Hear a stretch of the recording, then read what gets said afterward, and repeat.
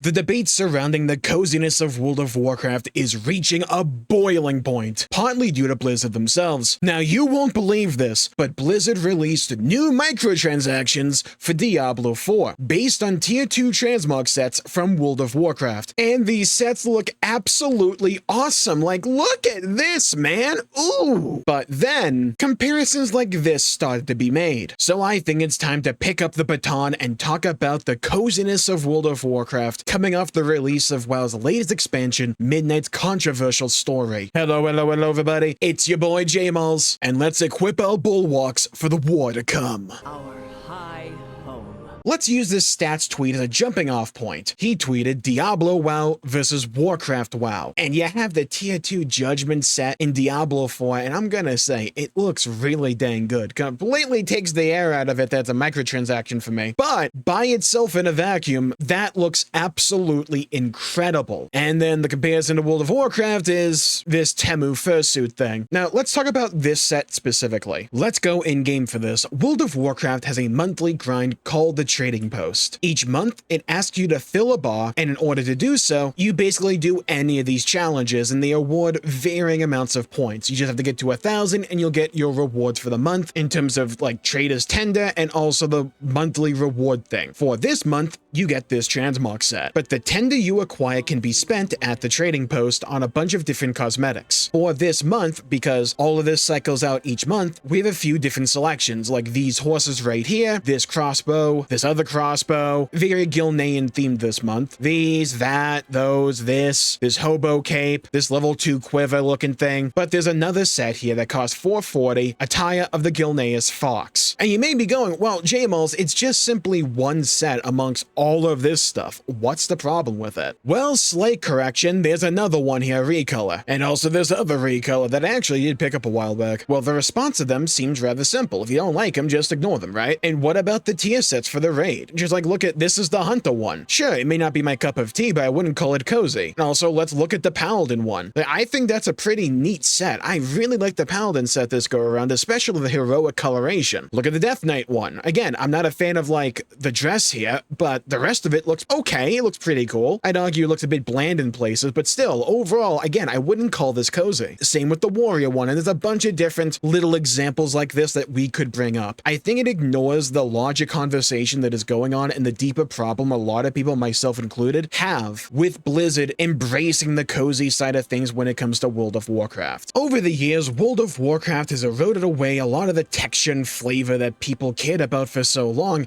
and still do, in a seemingly concerted effort to make the game as unproblematic and colorful as humanly possible to appeal more to a cozy audience. It just feels like they want World of Warcraft to not appeal to the people that made the franchise popular to begin with, and instead wish to pursue the large, passionate fan bases of games like Tomodachi Life, Animal Crossing, and the like. Now, there's nothing wrong with those games, but in the same way that those games shouldn't bend over backwards to include a bunch of gore and violence to appeal to a different audience, WoW shouldn't change its fundamental identity to appeal to a new audience either. It circles back to a recurring point I talk about a lot, where you have people in key positions of authority at these companies, whether they be large shareholders or key pieces of management, that believe the current fan base is locked down, and they try to contort the game into a different shape to appeal to a new audience in order to exsanguinate their wallets as well. So in order to appeal to this theoretical modern audience, the game changes established long-running tensions and tries to solve them in stories that are told haphazardly and clumsily in order to sanitize the world of any potential problematic elements, because we wouldn't want the Blood Elves to be power-hungry, magic-obsessed people willing to go to extremes to satiate their hunger. Oh, no, no, no, no, no, no. Well, we may want that aesthetic, but we don't want the actual ramifications of that story. We want people to be able to roleplay as happy, colorful little high elves. So we'll keep like 1 or 2 guys that feel like that, so we can still say, see, we still do this, see? But we'll change everything else to feel far more sterile. Our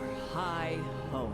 Man, just look at this transmog set that was data mined. I mean, come on. They can clearly tell darker and grittier stories alongside awesome visuals. They do Diablo. And regardless of your feelings for Diablo 4 as a game, the world and tone of it are clearly the other end of the spectrum compared to World of Warcraft. This allegiance to coziness is an active choice because they would rather distort the World of Warcraft that once was into a far more bland one while washing away all the elements that made Warcraft stand out and feel unique to make it the races, the world, the systems in place as sanitized and uncontroversial as humanly possible because they don't want anything that could be perceived as problematic for the cozy gamers. They want the world to look and feel soft and fuzzy instead, while having pale imitations harkening back to those grittier days of old. I don't have a problem with WoW having the occasional bit of silliness and whimsy. It's always had that. It's World of Warcraft. It's never been Diablo. The problem is the scale. Instead of providing me a great crusty hearty loaf of bread, you dumped a bunch of sugar and frosting in there and now are serving me cake and telling me it's like it's always been since there's flour in there. It's a clear intentional miscategorization of what's going on,